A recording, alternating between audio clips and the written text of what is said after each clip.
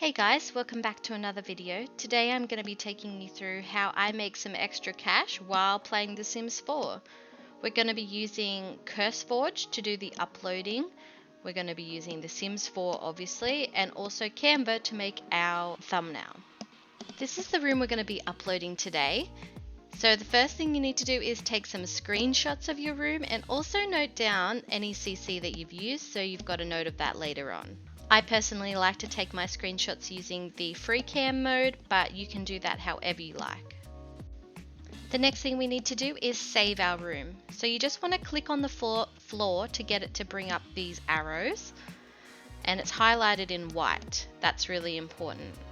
So then when you click up here on the folder, you can see that you can save your room now. If you don't have the room selected correctly, you'll see that you don't have the option to save the room. You've only got the option to save the lot. You'll then get this box come up and you just give it a name. Select what type of room it is. And then you want to save it to your library, not the gallery. You'll then see this green little pop-up saying that you've saved the room. Now go ahead and save your game and exit. So the files for that room are now located in your tray folder. So you can get there by going to Documents, Electronic Arts, The Sims 4, and then Tray. I use this all the time, so I tend to pin it to my quick access bar on the side there. I like to sort my tray through the date modified section just so that all the things that I've done most recent come to the top. You can see that I've got 4 files there at the top that are at the same time and date. The rooms will always be these 4 files. The lots are more of them, and I'm not sure about CAS because I don't really do this with CAS. All you need to do is highlight the 4 files, right click and compress to zip file. Name the zip file whatever your room is called, and then just click and drag it onto your desktop. So as you can see on my screen now, I have up Canva, which is a free design tool that you can use, and this is how I make my thumbnail for the room. And you can make that with any program you like, but I just find Canva super quick and easy, and that's how I've done it since I started. So I just put one of the screenshots and add a little title of what it is, and in this case it's part of a series, so I've got a little The Bay House logo up the top there. Then you just need to click share, download, PNG, click download, and I think I've already downloaded this one, so I'm not going to do that again. If you don't have a Curseforge account, then you can sign up through curseforge.com. I'll leave a link in the description. Click create and then become a creator. You can sign up through these options. So now that you have made your Curseforge account and you need to navigate to your dashboard, you'll also have this menu here, and you then need to go to your projects. If you've never done this before, then you'll have 0 projects, but you just go to start a project. Then pick the game, obviously we're doing The Sims 4, and then name the project. Upload that image that you created. You can see here that it gives you a specification of it needs to be at least 400 pixels and a 1:1 ratio. Put a little summary in. The class is where you put in that it's a room or lot. Then your main category is going to be room. And your additional category is going to be kids room, and I always put bedroom too. You can see in this list that there's lots of different areas or rooms that you can pick. Sometimes you'll have a living room. Sometimes if it's a couple of things, I'll also put it in miscellaneous, or things like a garage or something would come under miscellaneous too. I will always allow comments, and then this is where you put your description. Your description can be whatever you want it to be, but I usually just have the title of what it's going to be.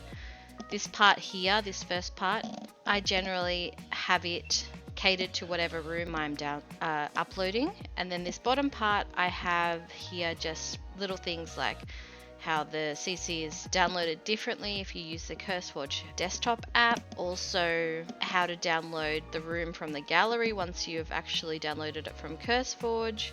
And also a little disclosure that the colors that you might see in my pictures might differ because I use shaders in my game. So this is the top bit that I changed. So we have to change this to kids room. And I also like to give credit to the CC creators in this section as well. Then navigate to license, and I just leave it at all rights reserved. Then you can choose your distribution preference. So I don't allow distribution to third parties, but you can if you want. Then just click create. Now we need to add the zip file that we created earlier of our room. So just click add file, then choose file, then from wherever you saved it. This is where you select which base game versions it's compatible with. I'm not sure under what circumstance that it wouldn't be compatible with everything, so I go ahead and just click them all, and I've never had an issue. If you've used any expansion pack items, etc., then you just select which packs you used in this section as well. I have the release type set to release, and then you scroll down, and this is where you add your CC that you've used. This is why I said before to note down what CC you've used, because you need to know the name of the pack.